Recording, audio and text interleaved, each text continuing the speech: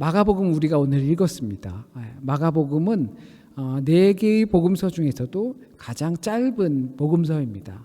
무슨 뜻이냐면 가장 짧게 예수님의 생애를 알 수 있는 소위 말하는 엑기스만 들어있는 복음서라고 이해할 수가 있습니다.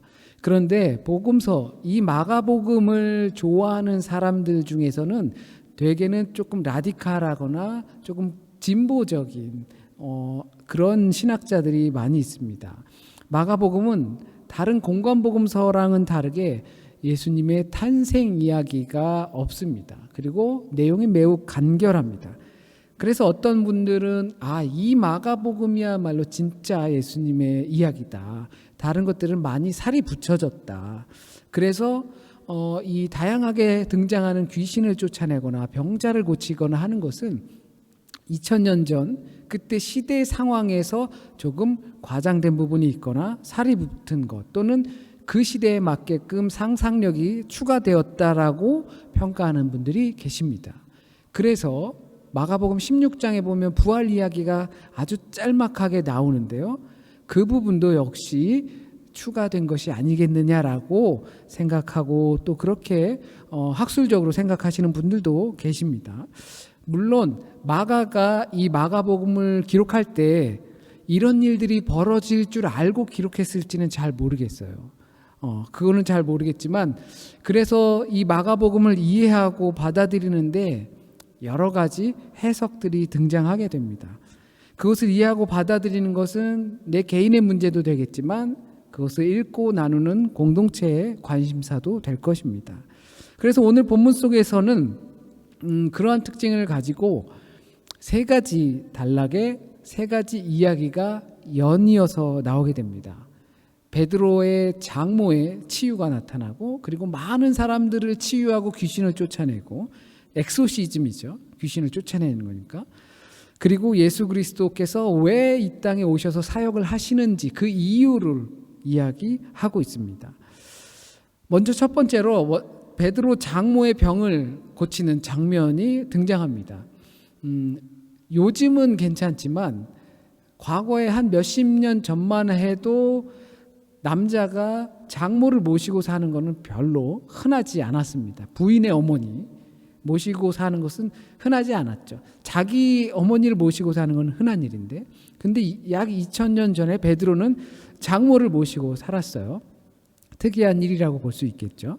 근데 여기서 주제를 자세의 변화라고 잡았습니다. 우리가 누군가를 만날 때 삐딱하게 앉아 있다가도 이렇게 자세를 바르게 잡을 때가 있습니다.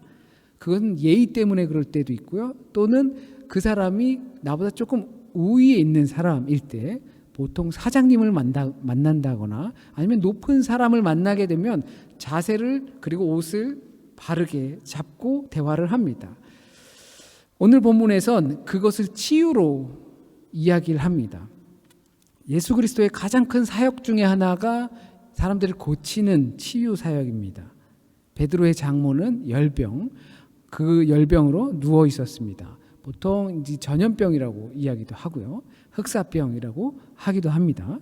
그걸로 하여튼 열이 많이 나서 누워 있었던 거죠. 만약에 우리가 생각해 보면 지금 코로나 걸려서 이제 누워 계신 거예요.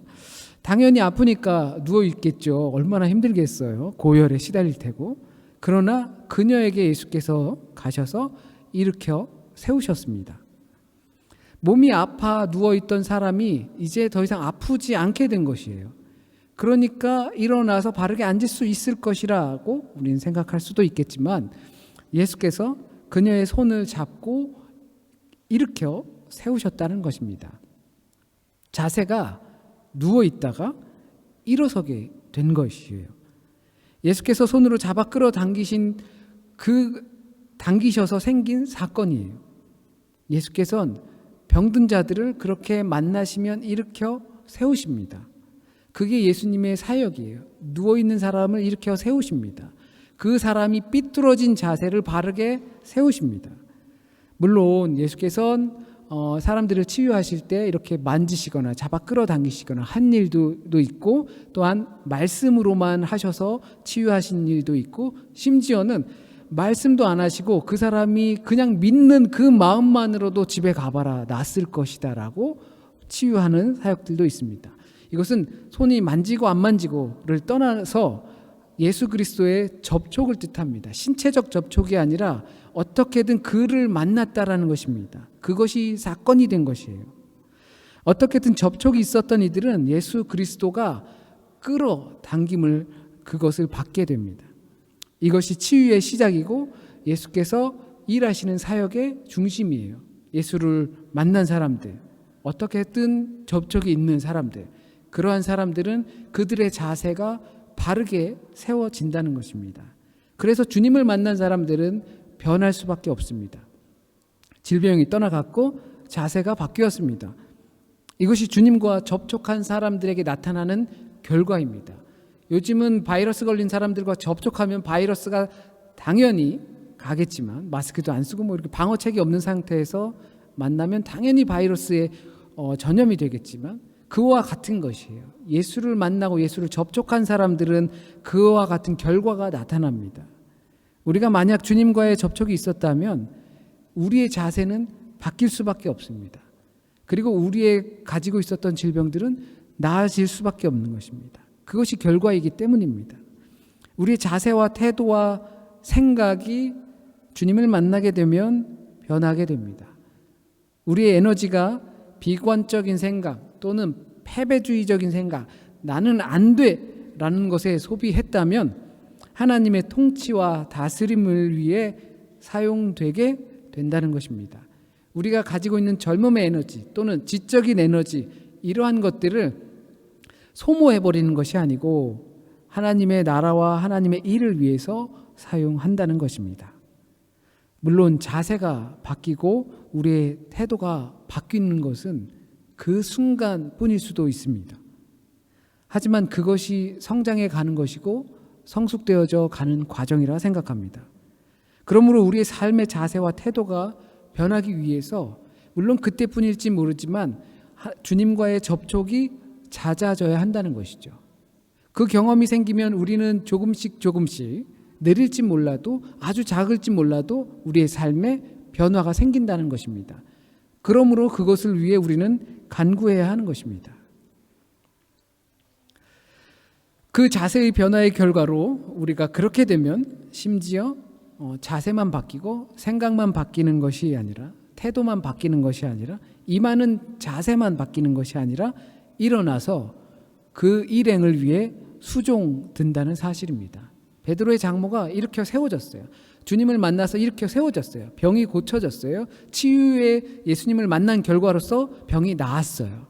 그래서 그걸로 끝난 것이 아니라 그 장모가 그 일행을 위해서 수종을 들었다는 겁니다. 섬기고 대접했다는 것입니다. 물론 모든 섬기는 사람들, 교회에서 봉사하는 사람들, 그 사람들이 다 주님을 만나서 치유받은 사람들은 아닙니다. 하지만 주님을 만난 사람들은, 주님과 접촉이 있었던 사람들은 치유의 결과로 인해서 병이 낫게 되고 또한 그 감사한 마음으로 수종들고 대접하게 되어 있다라는 것입니다. 주님을 위해, 주님의 사람들을 위해, 주님의 교회와 나라를 위해 봉사와 헌신과 수종과 대접을 한다는 것입니다. 그래서 이 땅의 하나님 나라는 주님과의 접촉으로 자세가 바뀐 사람의, 그 사람들의 행동으로부터 시작되는 것이고 도약하는 것입니다. 거기서부터 더 커져가는 것입니다.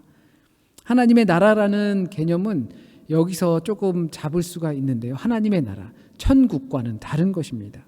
하나님의 나라는 하나님께서 통치하시고 다스리시며 왕이 되시고 주인이 되시는 공동체를 뜻합니다. 만약에 우리 공동체에서 하나님의 말씀과 하나님의 방법과 가르침이 주가 되어서 그것에 의해서 움직이는 공동체라고 한다면 여기가 하나님의 나라입니다.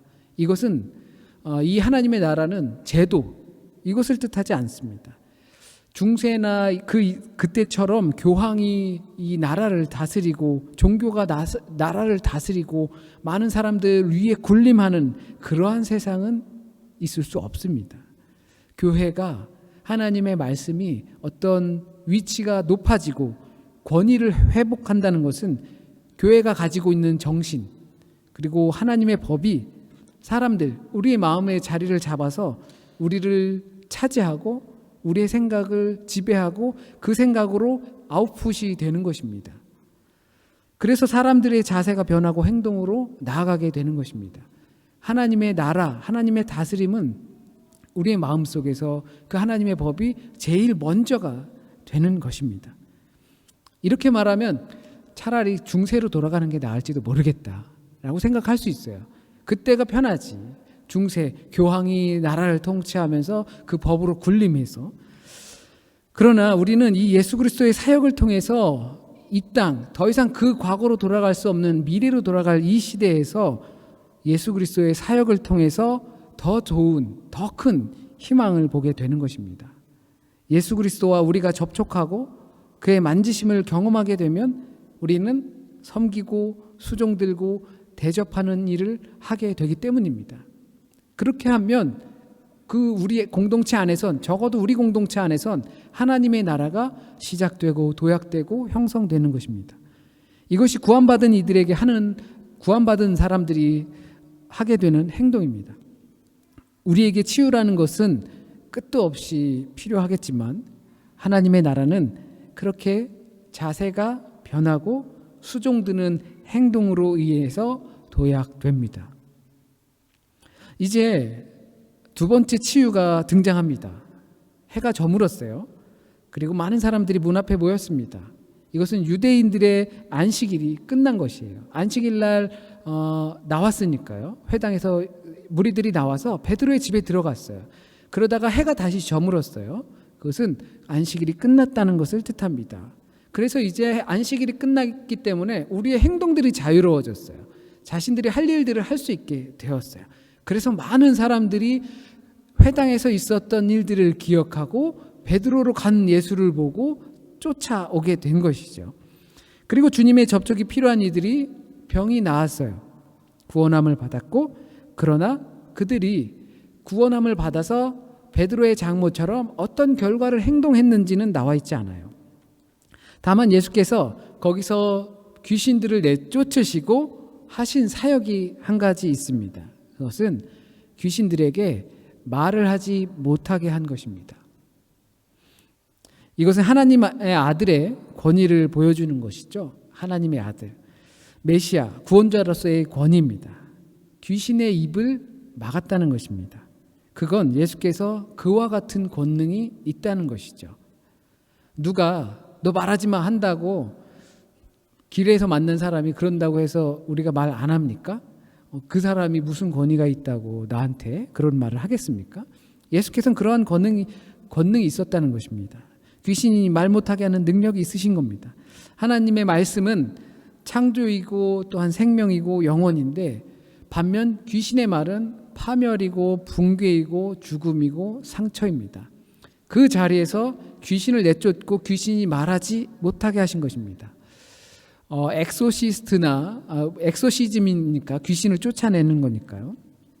이와 같은 영화에서 보면 귀신들을 내쫓는 테마 영화들을 보면 재미있는 부분들이 있습니다. 그런 장르에서 실제로 귀신의 막 소리가 들려오죠. 그런데 그 귀신들이 하는 소리가 있어요. 귀신을 내쫓으려고 하는 사람들 또는 그를 돕는 사람들에게 그들의 상처, 과거들을 막 들춰내요. 너 그때 도망갔지? 너 그때 나를 버렸지? 네가 상처를 준 사람들이 막 어떻게 되고 있는지 알아? 막 그러면서 귀신들이 그것을 막 이야기하면서 다 폭로를 해버리게 됩니다. 그러면 그 있었던 엑소시스트들은 갈등하게 되고 자기가 했던 그 과거의 흔적들, 그런 것들을 막 떠오르게 되면서 아주 갈등하면서 고통스러워하게 됩니다.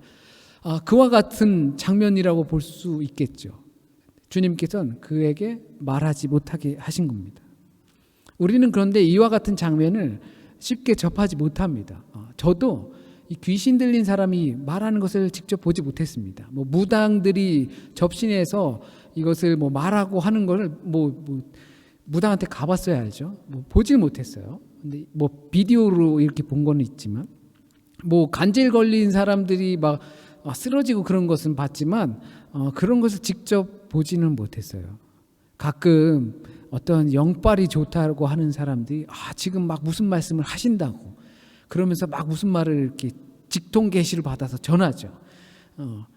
잘 모르겠어요. 그게 어떤 현상인지 저는 잘 모르겠습니다. 예수 그리스도와의 접촉 후에 귀신이 말하지 못하게 하는 역사가 나타났다는 것입니다. 물론 이 부분을 대수롭지 않게 생각할 수도 있습니다. 예수가 더 센가 보지, 귀신이 약한가 보지, 그래서 깨갱했나 보지. 그러나 이 부분은 우리의 삶에 분명히 적용해야 할 부분이라고 생각합니다. 귀신이 말 못하게 하신 주님의 능력이 우리의 삶 가운데서 적용돼야 된다고 생각합니다. 우리가 살아가면서 저건 귀신이 쓰이지 않고서는 할 소리가 아니지 하는 말들을 들어보고 해본 적이 많을 겁니다. 눈이 뒤집어지고 귀신들이 막 무슨 말을 하는 종교적 현상들도 있습니다만, 지금 이 순간 주님을 만난 사람들, 주님의 명령을 따라서 귀신이 말 못하게 했다라는 것입니다. 그런데 우리는 삶 가운데서 이건 귀신이 쓰이지 않고선, 내 안에 귀신이 있지 않고선 이런 말을 어떻게, 왜냐하면 귀신의 말은 죽이는 말입니다. 사망의 말입니다. 멸망하고 파괴하는 말입니다. 하나님의 말은 그 반대지만 귀신의 말은 우리를 그렇게 파멸시켜 갑니다. 그런데 하나님을 믿는 내가 막 해요. 또 들어요. 그것도 하나님을 믿는 사람들한테 막 듣습니다. 이것은 굳이 귀신이 무엇이냐라고 결정 내리지 않는다 하더라도 이것은 우리 안에 귀신이 존재한다는 것과 다르지 않습니다. 왜냐하면 하나님의 말씀은 살리는 것이지만 죄의 말씀은 죽이는 것이기 때문입니다. 자기 자신을 망가뜨리고 또한 타인을 망가뜨리고 공동체를 파괴하며 죽게 만드는 귀신의 소리는 우리 안에도 여전히 존재합니다. 베드로전서를 지난 한 주간 동안 보셨죠?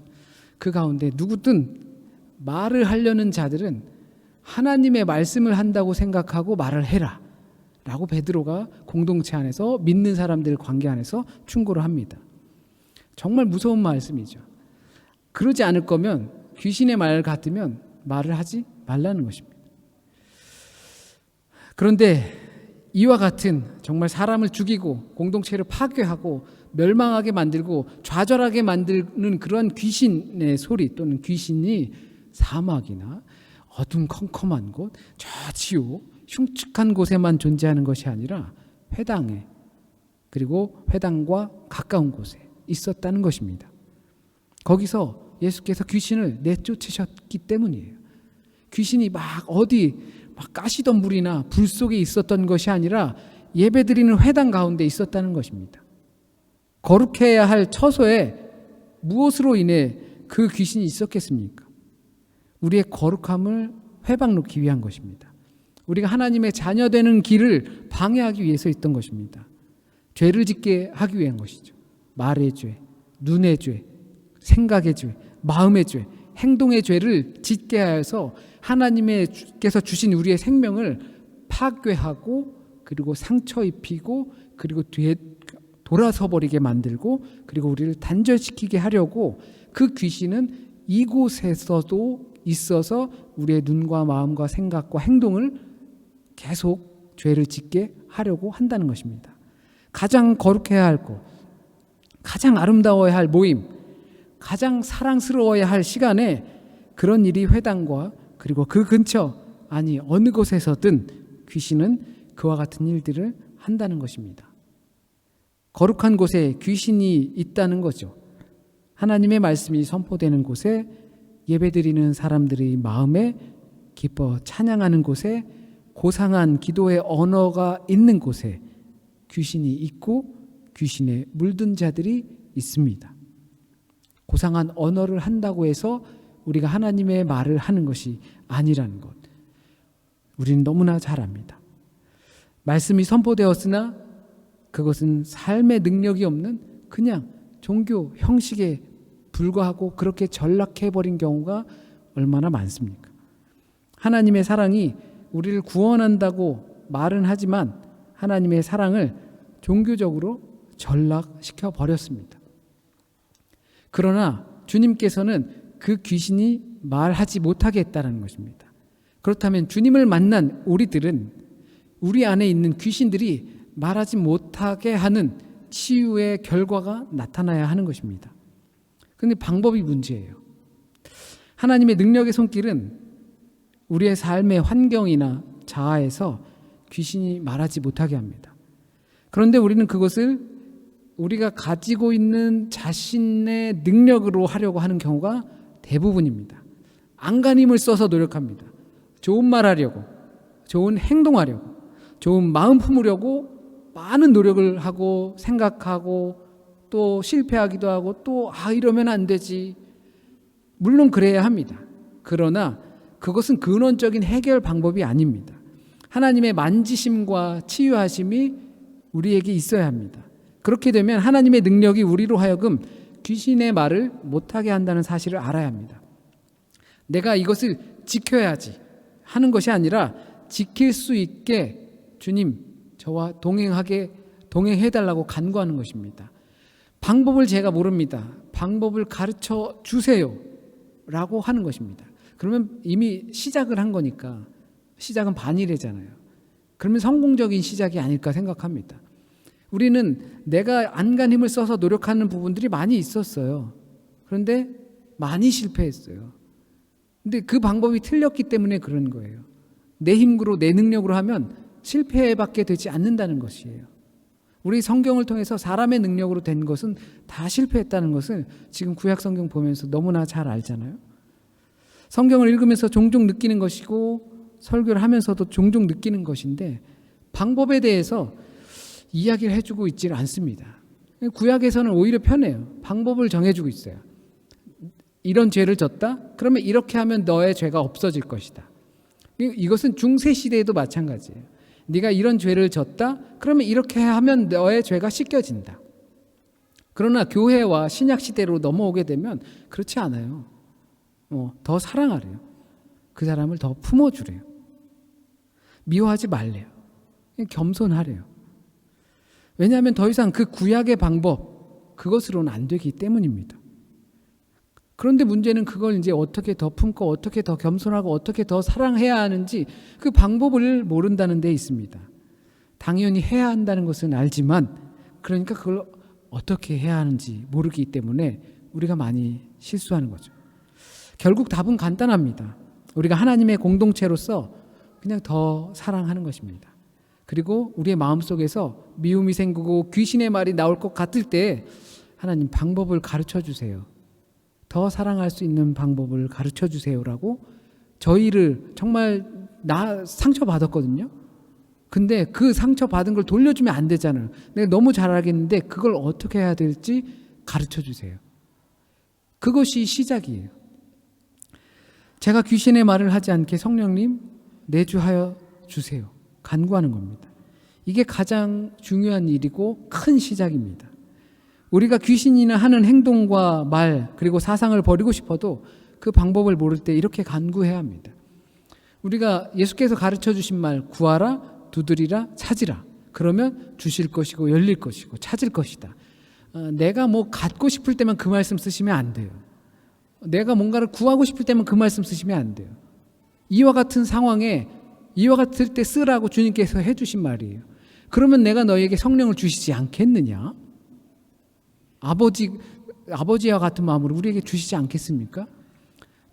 주님, 제가 이렇게 상처받았고 돌려주고 싶고 귀신의 말이 막 싹 틀 것 같고 그런데 구하고 찾고 두드려야 합니다. 성령님 내 안에 계셔서 내가 그런 귀신의 말을 하지 않도록 주님을 만난 자로서의 접촉이 그 결과가 나타날 수 있도록 그것을 우리가 구해야 하는 것입니다.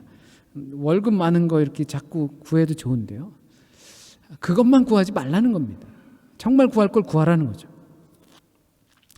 예수께서는 하나님의 기쁜 소식을 전하러 오셨고 또 사역을 하십니다. 그것이 다름 아닌 하나님 나라의 현재화입니다.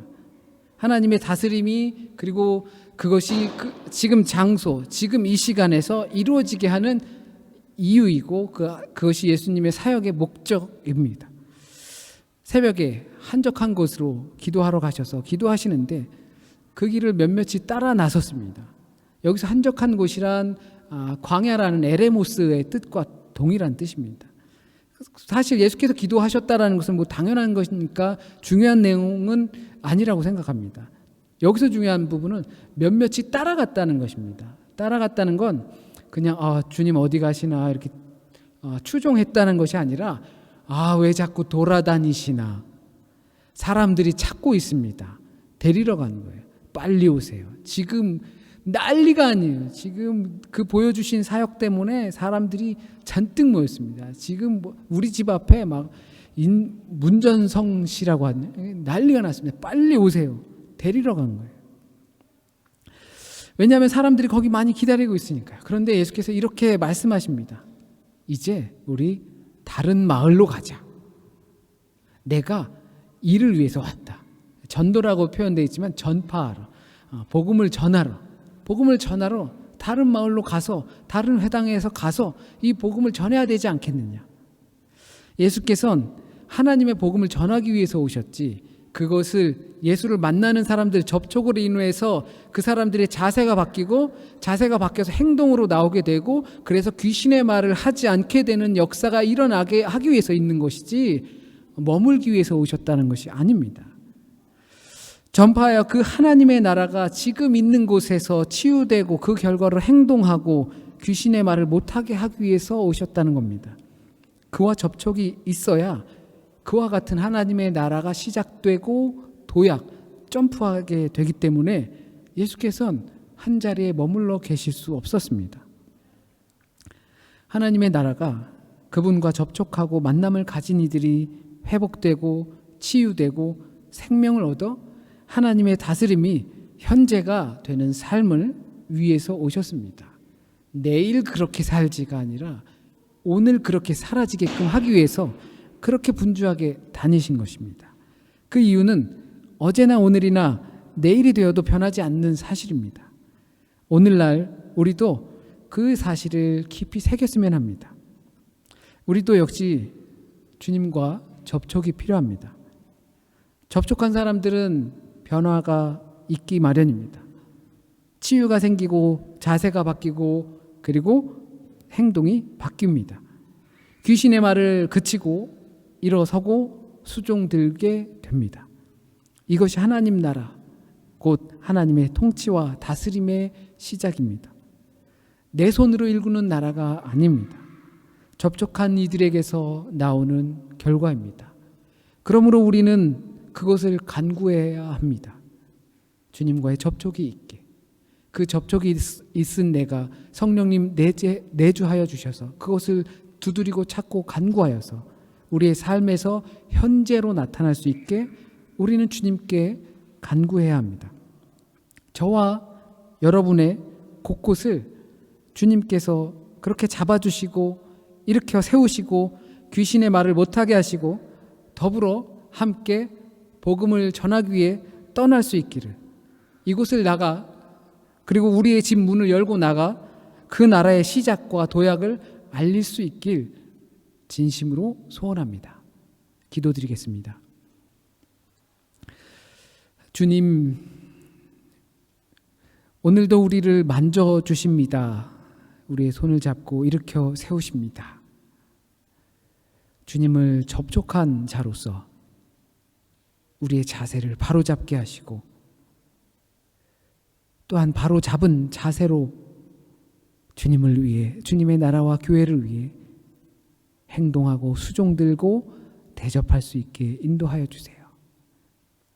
주님을 접촉한 자로서 주님께서 우리를 낫게 하신 그 체험을 통하여서 우리 입술의 말에서 하나님의 말씀이 나타나게 하시고 귀신의 말이 닫혀지게 하시고 또한 내가 있는 곳에서 머물러 그 삶을 만족하는 것이 아니라 주님을 따라서 함께 이 마을을 나가서 복음을 전하는, 그 복음을 전하는 삶이 또한 그 삶을 위한 기도가 될 수 있게 우리를 인도하여 주세요. 주님, 오늘 이 시간 각자 있는 곳에서 말씀을 통하여서 주님께서 듣길 원하시는 말씀만 우리의 기억과 생각과 마음속에 남게 하시고 주님의 온전한 말씀의 뜻이 우리의 삶에 뿌리내리고 열매 맺게 인도하여 주세요. 한 주간의 삶도 주님께 맡깁니다. 주님 의지합니다. 주님 의탁합니다. 주님께서 우리의 삶을 만져주시고 또한 옳은 길로, 바른 생각으로, 행동으로 이끌어 주실 것을 간절히 소원합니다. 또한 유럽 지방에, 또한 우리 공동체 가운데, 목회자들과 성도들 가운데 많은 일들이 있습니다. 하나님 함께 하시어서 그들의 마음에 임재하시고 그들의 부르짖음과 간구에 임하셔서 응답하여 주시고 또한 응답받는 결과가 나타나게 하시고 이 어려운 시기, 험난한 시기 기도로 이겨내게 하시고 주님을 온전히 의지하여서 주님이 오름과 주님의 능력을 경험할 수 있게 도와주세요. 모든 말씀 우리 주님 예수 그리스도의 이름으로 기도드립니다. 아멘.